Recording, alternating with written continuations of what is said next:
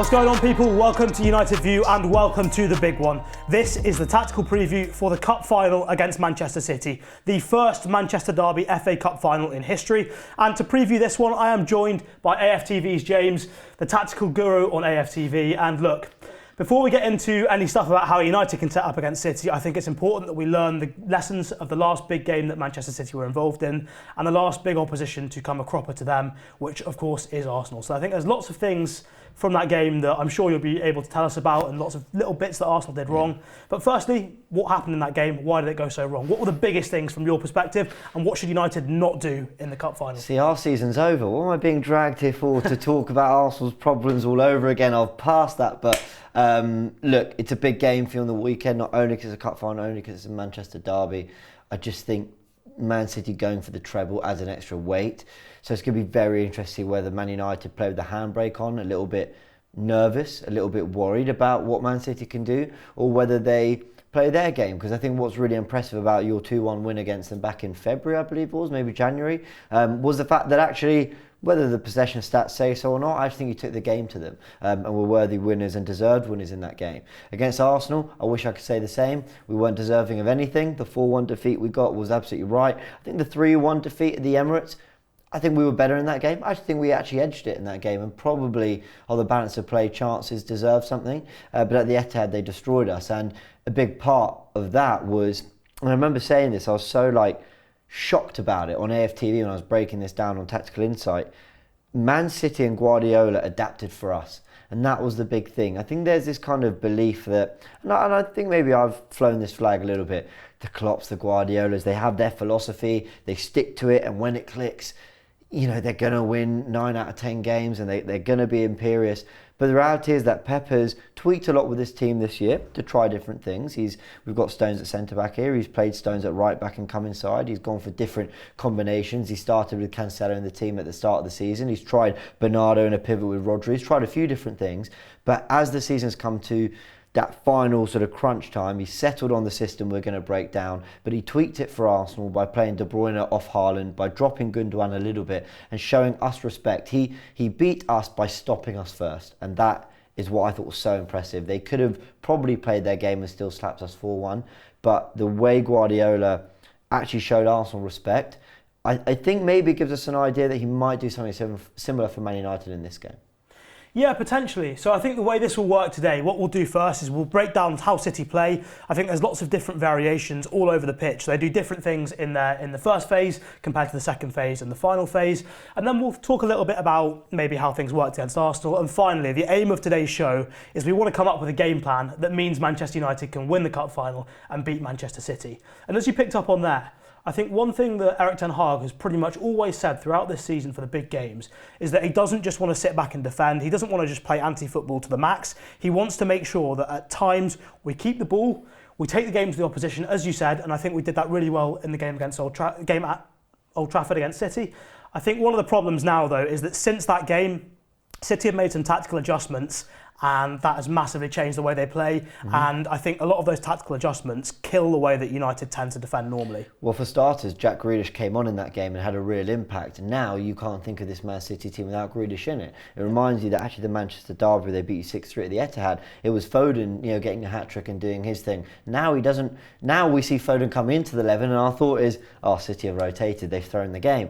That is the level we're talking here. But yeah, Jack Grealish is a big point. And we're going to go through it. But you're right. City have evolved a lot, really, in mid-March to the end of the season. So while I think you can absolutely take some encouragement from what you did at Old Trafford, I do think it's a different animal. But we'll break it down. We can't play the same way again. So before we get into it then, the City team, the City 11, is this the 11 that you see lining up? Because I think for me, the only real change I can see here, obviously Ederson in goal, that's pretty much guaranteed. I think the centre-back pairing of Stones and Diaz, again, is going to play. Rodri's going to play, Gundogan's going to play, De Bruyne is going to play, Haaland obviously going to play, Grealish is going to play.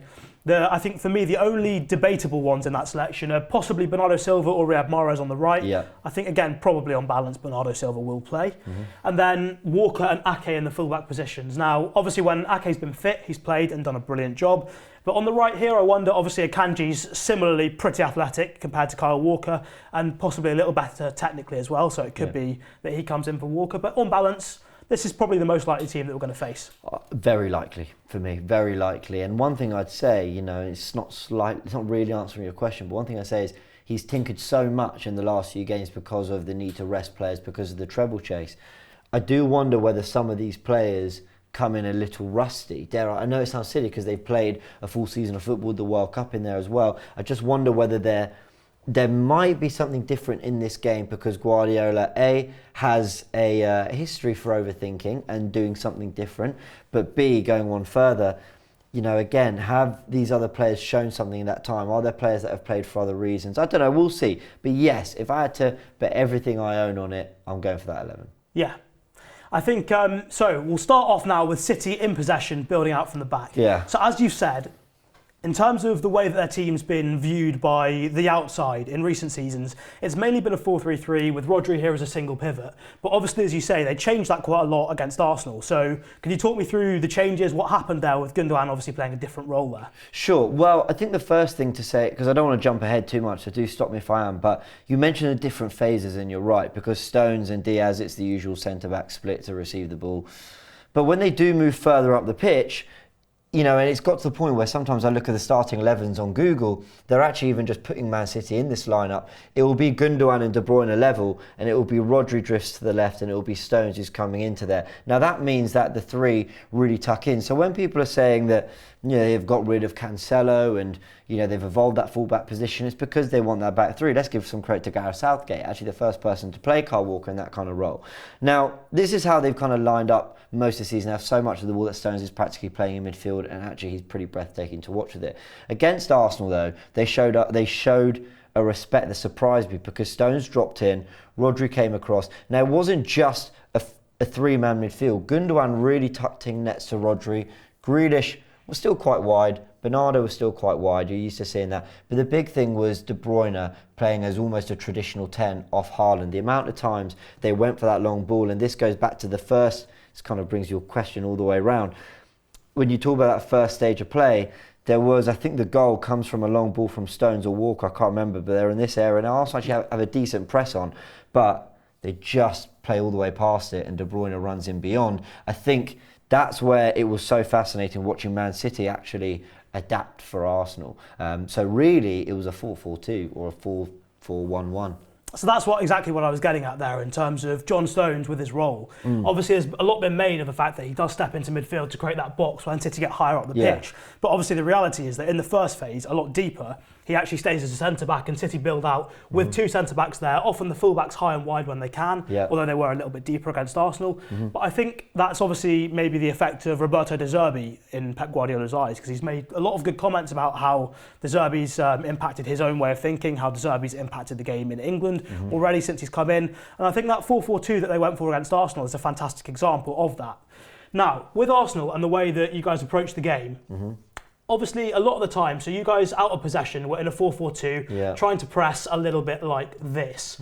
Now, one of the main problems that I noticed that kept cropping up in that game was that once the ball sort of got circulated from side to side, from John Stones to Ruben Diaz via Ederson quite often, it wasn't just your striker that was pressing. Often then, once your striker had been drawn in, then Odegaard in this case, where we've got Eriksen, would then get involved in the press as well. And what that would mean is that because your other 8 here was typically high on Rodri, that would mean that Gundogan was unmarked there. So what would have to happen is Thomas Partey in this position where we've got Casemiro for United would have to make a decision as to whether he sits deep and leaves Gundogan free, in which case there's no point pressing because there's a very easy free man. Just give the ball back to Ederson and he'll just play straight through. Or he goes and steps up on Gundogan and then Kevin De Bruyne is completely free between the lines. So big problem. In terms of managing that problem, one of the ways that a lot of teams have dealt with that issue since then is by pushing someone high up on Kevin De Bruyne, but then that gives you potentially an even bigger issue with the 1v1 duel that you're leaving behind with this guy here. So what do you think is the best approach of coping with that? Because obviously the way that Arsenal played didn't really work. What do you think would be a better way of approaching it than doing that? Well, you're spot on, and actually you're bringing back some bad memories from that game for me, because when Arsenal got into this mid-block here with Man City having the ball, that was when I felt Thomas Partey was most confused about whether to press or not, and so there were so many passes through the lines. And Arsenal have conceded a lot of goals this season. They've been open, but they've been open in transition. They've not actually really been open out of possession when they have allowed them to have the ball. And yeah, you look here, there's De Bruyne and there's Partey. It's a great example of it. Now, Arsenal's game plan, we saw it at the Etihad January for the FA Cup game. Holding played a half, Saliba played the other half. It worked. It was a man marking job. Now, the reason that worked was Holding actually had quite a good half against Haaland that day, but then we took him off and Saliba came on. And again, we man marked them all over the pitch. Arteta's idea was, rather than worrying about the space we're cutting, cutting lanes and all that, let's just follow them all over and win our duels. If you do that and you execute it, job done. Very hard to do against this Man City team. And I think that's why Guardiola's evolved them to having more physical presences. Wonderful technicians. But they're physical players. Jack Grealish, powerful runner. Bernardo Silva as well. You can't get him off the ball. No. He's so wiry, so strong. He's low to the ground, close control, so brilliant. Yeah. Fantastic technically, but you actually can't take the ball off them, which makes it even harder to win your duels, as you say. They are perfect in so many departments, or near perfect in so many departments. But you are right, Arsenal's press very disjointed, and having conceded the goal early on, I think some doubt crept into the players' mind. Do we need to just protect what we have a little bit here, or do we need to stick to our game plan? I think, dare I give them a bit of credit, I think they tried to stick to their game plan, but it was, this is a great example. The ball's coming out to Diaz here. Now, Odegaard will normally be so quick to press there. Why is he not? Because Partey's actually a big distance away from Gundogan. So Xhaka and Partey had that battle with Gundogan and Rodri. But there was always a fear about De Bruyne. And I think they were really surprised with how deep Gundogan was next to Rodri, that they didn't quite know who was meant to be picking them up. Yeah, I think that's one of the biggest things that you can say that Roberto De Zerbi's brought, is that for that Brighton team, he has his double pivot so deep to draw in pressure from the opposition, because a lot of teams now defend out of possession with their two more advanced midfielders really high on the opposition's pivot. And as you can see here, you've got Odegaard in that place. That's not going to let me draw a circle, so you can have that line instead. But what you can see here is Odegaard's then looking to go straight out to Ruben Diaz as that ball's played. And what that then leaves behind is that Gundogan's going to be free, so Thomas Partey's got to make that decision as to whether he sits back and tries to screen the defence, or whether he steps up on Gundogan. Yeah. And what you can see in the next image... We've got it wrong all day. Yeah, and what you can see in the next image, it's a really difficult decision, because whatever you do, something's gone wrong. There's someone free whichever option you choose. So, and the worst thing is if you get caught in between both, and then both people are free. Yeah. So you can see the next image now. Obviously, Odegaard's gone up to Ruben Diaz. You've got Partey here, nowhere near Kevin De Bruyne. Gundogan's free in that moment, so Partey's got that decision between either marking De Bruyne and screening the defence, or getting up to press Gundogan. Does neither, and in the end, the ball comes back this side to Stones. Plays long to Haaland, heads it down for De Bruyne, and De Bruyne ends up scoring. So for me, I think that's the difficulty in terms of how to deal with City's approach when they've got the ball building from deep, is that you can't really go and press them high in that manner unless you leave Haaland man marked by one player. You can't have a spare man, otherwise you end up with that situation. So I think that's the difficulty when pressing high. But the other difficulty you've got as well is that there's always going to be a spare man, because Ederson is so good with the ball at his feet. So they've got this situation where if you do go man for man all over the pitch, you've always got that quality that Ederson's got there to play that long ball into Haaland, and there's always a chance there. So I think that makes it, for me, that makes it really tough to expect Manchester United to go and press City high, because all it takes, someone get drawn into Ederson, and your whole man-for-man structure in midfield is destroyed. So, and I might be jumping ahead, apologies. I don't think he will press them. No, I agree. I think because of that, you can't press them high. So I think it's pretty clear then that a mid-block is the way to go. And the other advantage of a mid-block as well is that because a mid-block's often thought of as quite defensive, and obviously it is, because your main aim is to prevent the opposition getting the ball higher up the pitch. But it can spring into attack at any moment if you do it right. But also, against City, the other big advantage of a mid-block is that it will make John Stones' job quite a lot harder. Because when City are in the final third, it's really easy for John Stones to say, right, we're going to keep the ball here, we've got plenty of players, we've got outstanding technical quality, I'm just going to go and play over here in midfield and let everyone else get up the pitch. In a mid-block, Stones is caught between that build-up situation of having to sort of stay deep to try and offer the extra option for Ederson, and he's caught between that and the final third option of coming into midfield. So I think if Stones gets that wrong a couple of times, that could potentially open up really good opportunities for United in transition. Yeah, so I think you're right. Would you agree then a mid-block's the way to go? I think 100%. Obviously a deep block against City, psychologically you're running the risk that they pen you in for a long time and you end up in a big difficult situation. It's so difficult, because the thing I'd say is, I think it's right that Fred comes in. Yeah. Bruno Fernandes might just have to work really hard out on the right, and he is a player that can do something out of nothing. I think you want as many of those players as possible. You know, I was asking you earlier if Anthony's fit. We don't know if he is. I don't think there's much here between Anthony and Sancho. I probably prefer Sancho as a player. But one thing Anthony's got is a wonderful left foot. And actually, he probably doesn't need too many chances to score a goal. I mean, listen, I'm an Arsenal fan watching from a distance. I might be wrong a little bit. But you want players that are... You're going to need to win this game with not many chances. You might get them on the counter. I mean, Rashford playing up front is an option. Maybe you play him, maybe you go more 4-4-2. But the key is that you want to be getting Rashford in behind. But yeah, I agree. Be very condensed in central midfield. Don't let them play through. Almost invite the long ball, because I think you can trust Luke Shaw, Varane, Lindelof, whoever you choose, to win most of your headers. So yeah, and then Dallow's a good matchup for Bernardo Silva, being right-footed as well onto his left. So... yeah, it's hard. It's really difficult. I don't think there's anything we're going to say that this is the way you beat them. But I think you're going to have to be very happy to concede possession and say, yeah, have it, break us down. I think that's pretty clear. In terms of the selections for United, I should have mentioned that earlier, really. I think the reason, for me, I think it has to be Varane and Shaw in defence to deal with Haaland, because as good as Victor Lindelof has been recently, and he's been really, really good at winning his duels, being aggressive, being on the front foot, but Haaland's a different beast to, you know, Callum Wilson, all those other sorts of very good Premier League strikers, no doubt. But Erling Haaland is a different animal to deal with, and I don't think Lindelof has got that in him, whereas I think Shaw and Varane will... that's our best chance of keeping him quiet. And one thing I should have probably mentioned earlier is how good City are in direct play, which is something that they often don't get enough credit for. So if we look at the graph here, what you've got along the bottom, so going from left to right, is the number of long passes that are attempted per 90 minutes. And going up the graph from bottom to top, you've got the completion rate. So the higher up the team is, the better their completion rate for those long passes, and the further to the right, the more of those long passes they attempt per 90 minutes. Yeah. So what you can see with City being right at the top over here, obviously Liverpool out on the right, we know they play a lot of long balls, but City up here, surprisingly high long pass completion rate. Now, obviously a large part of that will be Erling Haaland's brilliance in the air in those 1v1 duels, but also you were mentioning earlier off camera a little bit about their efficiency. Yeah, because, I mean, let's take this long passes attempted per 90, right? I think it's important that people aren't looking at that going, City and Liverpool are the Burnleys of the league. With all due respect to Burnley, I know you played good football and you're back with company. My point is, that doesn't take into account what percentage of their passes are long passes. They're going to have a lot of the ball, therefore they're naturally probably going to attempt more long passes, but the percentage of them compared to short and medium term passes might still be lower. But what's key here with Man City is, like you introed it there nicely, is the efficiency with it. They don't do anything without reason. When they were going long against Arsenal, no Arsenal fan was saying it as a criticism. They went long for us, they respected us, they had to go. It wasn't like they had to park the bus and just boot the ball. There was a plan. There was their man marking us. So we know Haaland's got a one-on-one job with Rob Holding.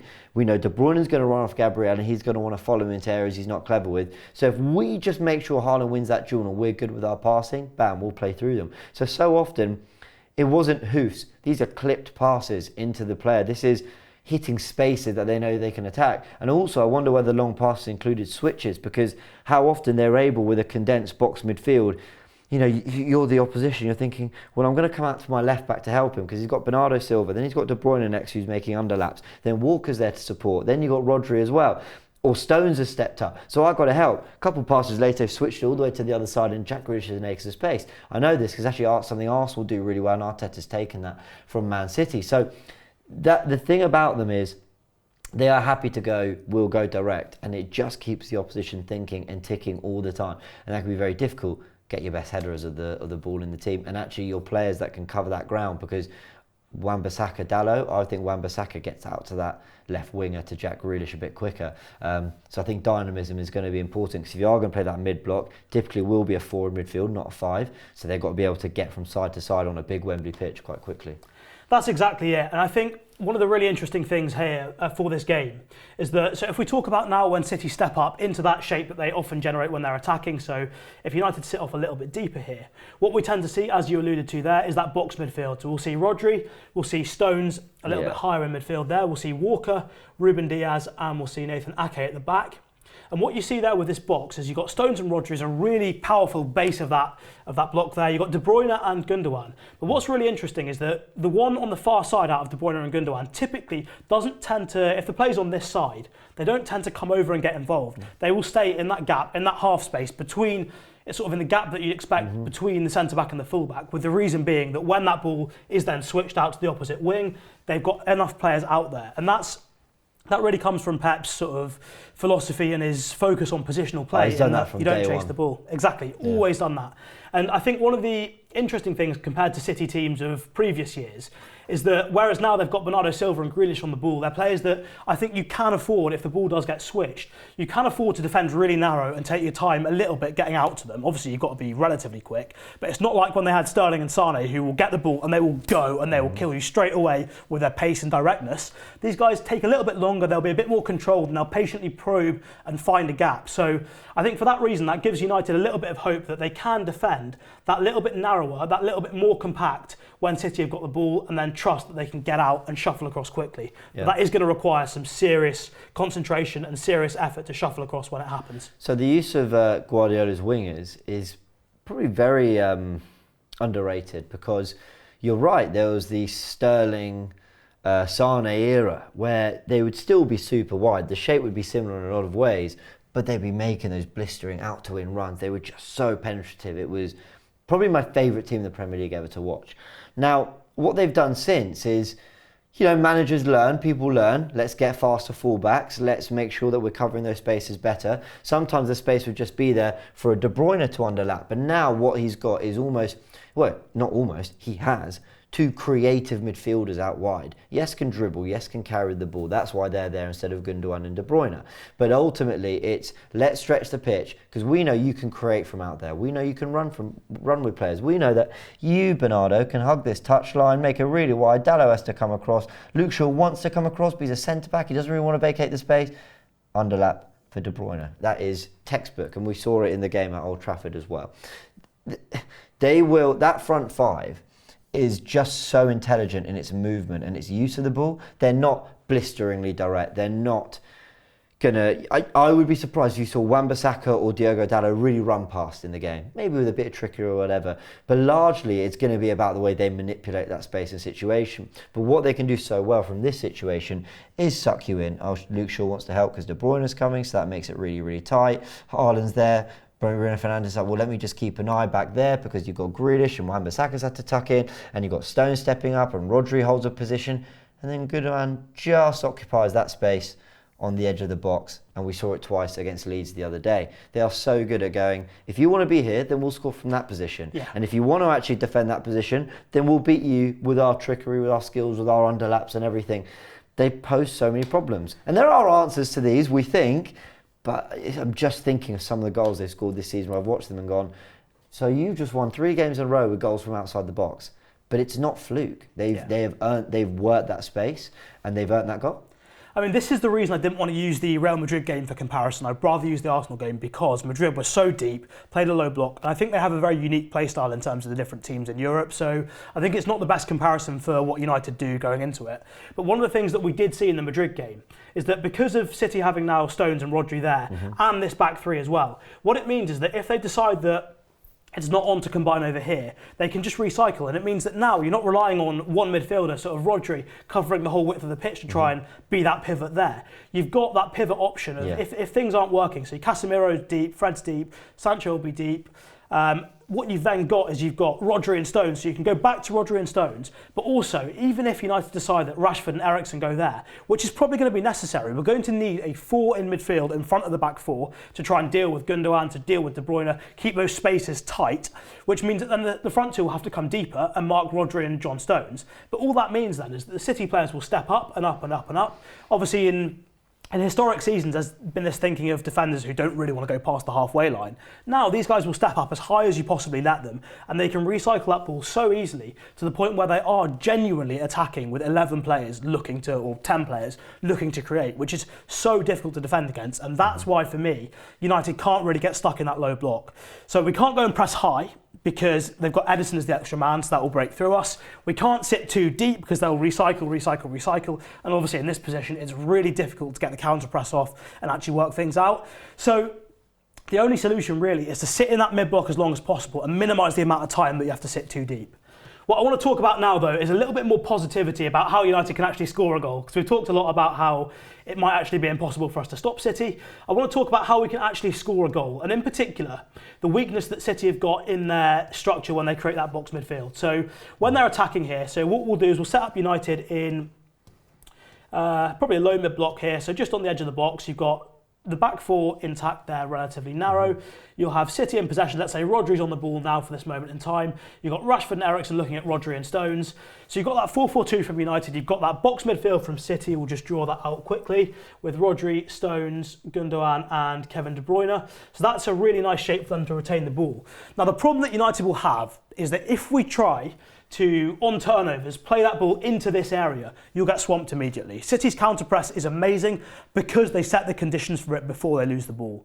With that box midfield structure, it means that they've got 3, 4, 5 players already in the position that the ball's most likely to be lost before it's even lost. So it's a 2, 3 or 4 step run for any of those City players to go and engage that United player.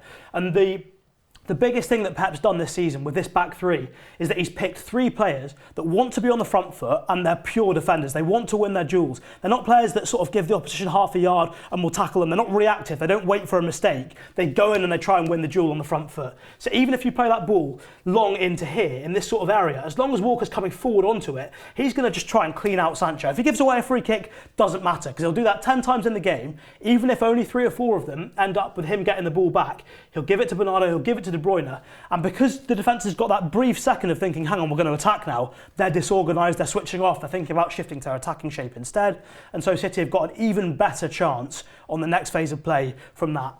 So I think what United will have to do in terms of counter-attacking is make use of the aggression of these City players. I think if you try and play, as we've said, if you try and play through midfield, too many passes, we'll really struggle because we don't have that much technical quality in this area. Casemiro is not great under pressure. We know Fred is useless under pressure. Eriksen maybe can get a pass off or 2, but we're only going to have max 1 pass into this area, then straight out to do something. We can't really play long because Edison's a fantastic sweeper, really high starting position. Walker's quick, Diaz has got great anticipation, and Ake's quick. So if you play long, that ball will get intercepted before Rashford can get there. If you play short, you're likely to lose the ball. For me, the areas where United have got the best chance of success counter-attacking are these areas here, because the City wingers can sometimes get caught out a little bit high up the ball. These areas are tiny areas in comparison. But I think the way that United can exploit this, and this is where it kills me that Anthony Martial isn't playing, because I think what we need is back to goal play in these areas. The target is these areas between the centre-back and that winger. Move that ball there quickly as soon as we win it back. Exploit the aggressive nature of Kyle Walker and Nathan Ake on the side, draw them in, and once you've drawn them in, you can then, if the player here, hopefully, well, I wish it was Martial, they can play back to goal and play a nice pass down there for Rashford. That is what you want, because the City players will be thinking, hang on, we're in counter-press mode, Walker's being really aggressive there, and that will leave then Diaz covering half the pitch against Marcus Rashford. So for me, to counter-attack against City, it's drawing in the wide centre-backs in those areas. That's the area to hit, draw them in, and then get Rashford sprinting. Otherwise, I think you play too direct, you're going to struggle. You play through pressure, you're going to struggle. What's your take on it? Yeah, I mean, 100% that could work. The only thing is, if Guardiola and Man City show you the respect that they showed Arsenal, then John Stones is just going to be there anyway. And that's the thing with Pep. I actually think this is going to be a very boring final. I'll be watching it. I think it's going to be dull as anything. I think United will set up to frustrate, and I think City won't want to commit too much because I think they'll have respect for what happened going the other way. So I think this could be a very dull affair. What I would say, though, is I think personnel is key. This is a tactical show, so I don't want to play down the importance of tactics. But sometimes it is going to be, are the Man United players 100% focused, 100% committed, willing to put their body on the line, willing to take some calculated risks and just be brave in it? Because for everything we've said about Man City and how they battered Arsenal at the start, we got in the first 5 minutes. You know, if Jesus actually gets in the box, which would be nice, we might be 1-0 up. And I've seen them in moments show little bits of fragility maybe. Now, Eriksen for me shouldn't play. He doesn't Not have, at all. Not at all. Doesn't have the legs for me. You don't think his quality on counter-attack would be really important? I think. In terms of... I think I'd take him out. Let's pretend his name is Sabitzer. And I'd have Bruno. I will never... I think Sabitzer's out for the season, so would you put McTominay in there instead? Shows you how much I know going into this video.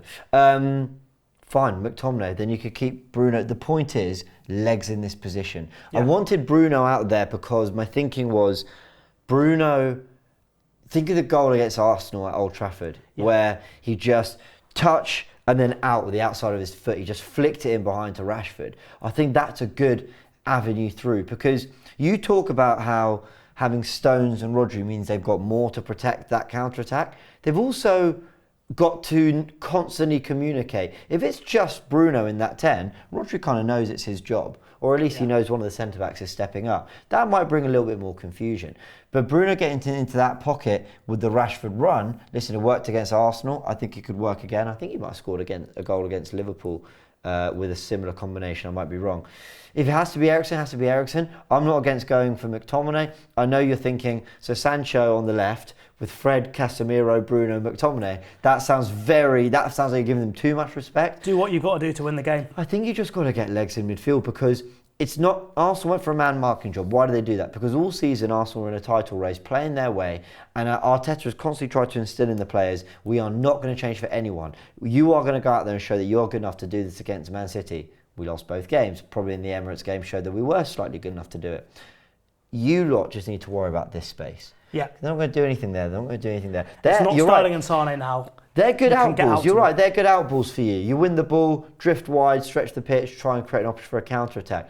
But just block these spaces. Make sure there's always a man there. If Fred comes over to help, just make sure that Sancho's told, cool, all right, Fred's gone to double up with Dalot because we've been a bit pulled out of position. Sancho just slot in. It's just going to be fighting for your lives. It's just going to be... And look, United fans watching this, maybe I'm going overboard. Maybe I said they'll show you some respect. Maybe they'll have a little bit more possession than I think. Maybe with some of the top players you've got out there, Casemiro, Rashford, Fernandes, maybe we'll have a little bit more of the ball. Maybe City will go on, throw us a punch. Let's see what you're about. Then it's a different game, and then your players just have to show their quality and actually have to show what Ten Hag's been working on when it comes to his Ajax philosophy side of things. But I think it's just going to be a lot of marking deep spaces, being clever with your movement, picking up men, constantly communicating. But then when those options come, it's not panicking and going, all right, just get it up the pitch to Rashford, hoping there's space to attack. Walker will cover well. Diaz is a great defender. He'll read it well. It's going to be about intelligence, choice of passing, but you've got to be brave when those openings come. That's what you did at Old Trafford. You were brave and you did play those through balls and you did try to exploit that space. It's exactly that. It's having the personality. And I think something that I've really liked from Erik ten Hag, in contrast to Ole Gunnar Solskjaer when he was managing United, typically before a big game, Solskjaer wouldn't make any real preparations, in the sense that you wouldn't see in the previous games little elements of the tactical philosophy that he'd show in that big game. Whereas Erik ten Hag, what we've seen in recent games and before the Newcastle game in the Carabao Cup final, and also before the FA Cup semi-final against Brighton, we've seen little bits of what we're going to use tactically. So one of the things we did against Chelsea on Thursday night was Martial. It was really interesting actually to see. Martial was up front in possession, so pretend Sancho's Martial here. He was up front in possession, but as soon as United lost the ball and got pinned back, dropped into a 4-4-2 with Martial going to the left, Rashford going to the top. So that's why I thought Martial's skill in there, in terms of receiving the ball back to goal, holding off, turning, and then playing that pass could be so important. His I think that's something we'll see. It's terrible. But the other thing that I really like that Ten Hag's worked on recently is, I've mentioned it on a few of the recent tactical views here, is that what we've done is the lines between where our defence is set up and where we engage have become so much more compact. Now, the last few weeks have been the first time all season that we've had training time to actually work on things. But that is going to be crucial in this game, because the bigger those spaces become, the more space there is for, not so much Haaland, but Gundogan, De Bruyne, Stones and Rodri to drift into and occupy between the lines. The more compact you can keep that space, the less danger City pose, of course. And with that said, you've got to be ready then for the long ball in behind towards Haaland. Don't know what's going on there, but that's why for me, Luke Shaw and Varane should start. Yeah. I think the final thing to touch on then for this game is, obviously United in possession is going to be, it's going to be more of a case of managing the physical load and using those spells in possession to recover psychologically from the pressure that City are putting on us. So how would you set up in possession? Would you even try and play out from the back, knowing how well City press? I think one of the things that we've seen in recent weeks is some of City's pressing against how variable the City press can be. This is in the Madrid game, and what you can see in this screenshot is that in the first leg against Madrid, they got out quite easily down the sides because City weren't committing an extra man. Now, for the second leg, Guardiola changed that and he was perfectly prepared to leave 3 at the back against 3 Madrid players, and you've got Akanji there in that space, ready to push up onto the fullback there. So, knowing how aggressively City can change, how easily and how aggressively City can change their pressing structure, if you're United, would you try and spring a surprise and play out, or would you just get the ball long, try and win the second balls, and as you say, go for legs in midfield? Okay, if you go long, then you want Weghorst in the team. Let's be honest, then you want Do you know your what? tallest, most physical battering ram of a striker up there. This is honestly, this is the biggest misconception. Weghorst, yes, he's tall. He doesn't win anything in the air. That's fine, but is he going to win more than Rashford? Honestly, Rashford's pretty bad in the air, but I don't know. And this is my thing, like, because he doesn't have to win anything there, he just has to be a handful. So at least the second ball doesn't accurately drop to Rodri or Gundogan or whoever. So do you want your biggest handful physically up top, or do you want to play through? Now, I'm always a believer in mix it up, try play out the back, because that's your recovery time. Like you said, that's your time to just, you beat the press once, City might retreat into a bit of a shape. We talk about the pressure on United. This is a lot of pressure for they're chasing a treble. Yeah. And they want to be the ones that equal your three-peat and went and got a treble as well. They want to be the ones that did that.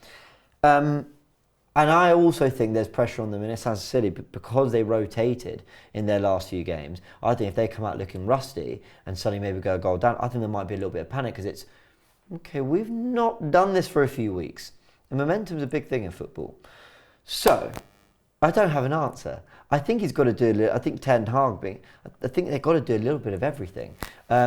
I wouldn't be encouraging De Gea to play out the back as much as possible, but I think you sense the occasion. I think if City aren't aggressively pressing you all over the pitch in the first 5 minutes, then take your time on the ball, settle into the game as well. If they are, then I think just the first 10 minutes, get that ball away from your goal. Yeah, for me, I think it's, in those periods, it's as much about managing the psychological side and managing the physical side as it is about having the ball. Because obviously, mentally, the more pressure you're under, the more time you're defending, the more likely it is you're going to switch off briefly. If you had a little bit of time to refocus and think on something else, whether that's just 10 seconds at a throw-in, taking your time to get out to the ball, taking as long as possible with goal kicks, all those little dark arts are going to come into play and be really important in this game for me. I have a question. Yes. Would you switch the system? Would you go to a back three? I don't know if he's done it. No, you wouldn't do it. No, and the reason being, I think Ten Hag all season has tried to stick to his principles as far as possible, and I think that's what we're going to need to do in this game. I think we'll need to be really compact, but I think it's really important that actually in that midfield line, we do have 4 players in that line, and the reason for that, I think as well, let me get back to the tactics board, I think when City have got the ball, the things we're going to need to actually be effective are, I think we're going to need Rashford and Eriksen. We're going to need, or as in 2 players in that top line to deal with Stones and Rodri if Stones does push forward. That will deal with them. I think behind that, we do need 4 players to actually properly cover the width of the pitch to deal with both De Bruyne and Gundogan, because as we said, City tend to leave the 8 on the far side stays wide, waiting for that switch of play. So I think it's going to be really important that we have a line of 4 to deal with that. So I don't think between having a 2 there and a 4 here, there's no real option other than having a 4 at the back. So I don't think for that reason we can go to a 4, unfortunately. Yeah, fair enough. I was just thinking of the days Thomas Tuchel and Chelsea beat City. They had a real issue with dealing with the wing backs and how a team could be both so compact yet so wide and stretched when they did get the ball. And that might be a surprise you can throw at them, because I still Dalot, that defence looks awkward to me. Yeah. Wan-Bissaka redemption this season, fine. Varane just back from injury. Luke Shaw's a left back and Dalot's a right back playing left back. You know what I mean? But like I said, not to sound too Roy Keane, and I'm sure people on the channel would appreciate a bit of Roy Keane right now, but it is going to be so much about heart, your fight, your bravery on the ball, And what you've got, probably, I was about to say any more or less than Man City. I'm not sure. I mean, but you've got, you've got Casemiro and Varane who've been there and done it. Exactly. Luke Shaw's been at the club 8 years. He's been part of wins against City. De Gea has won a title for all the criticism recently. Rashford has been one of your best players. Bruno can go missing in big games because he tries too much, not because he doesn't try and get involved. So I think you're going to have personalities, and Fred loves a big game. He does. So, yeah. Yeah, so from my perspective then, I think the conclusion we've come to beat City, what we're going to have to do, number one, take our chances. Number two, be brave, be aggressive, and in the right moments, pick the time to take risks, be brave on the ball, come out with it. Defensively, it's all about that mid-block. As we've said, if you sit too deep, they've got that option to pen you in, they'll get the back three up the pitch and recycle the ball. You'll get wave after wave after wave of attack. If you try and press them too high, you leave space for Haaland in those channels, and Ederson will be the free man to play those balls. So it's all about sitting in that mid-block, being as compact as possible and taking advantage of the fact that the City wingers aren't as dynamic, aren't as direct as they used to be with Sterling and Sane, and acknowledging that you can take that time to be narrow and then shift across. Mm-hmm. And in terms of counter-attacking, for me, the way to do it, as we've said, is these gaps here in between the wide centre-back and the winger. Those are the gaps to target. And it's going to take that little element of technical play, really good hold-up from these United players in those spaces, receiving that ball to be able to both hold off the defender, draw a foul if you need to, that could be a good opportunity to do that, but hold off the defender and then play it in behind rather than just playing the long balls, because that will make it potentially a really long day. And even though they've got a lot of big players, attack your set piece as well. Yeah. Really attack them well and just stick it on them. Just cause them some havoc. When you do have them pinned in that half, make sure that at least you're winning the second ball and then they're not just clearing it and then getting on the ball again. Have that spell of 1 or 2 minutes where you've just killed the rhythm of the game, you've given them something to think about the other way. All those things are important. Yeah. I can't wait for the weekend. One thing I'll be pretty sure of is the United fans will be buzzing for it. The red end of Wembley will be loud. Yeah, of course. I don't think the City fans will. That could be a big thing.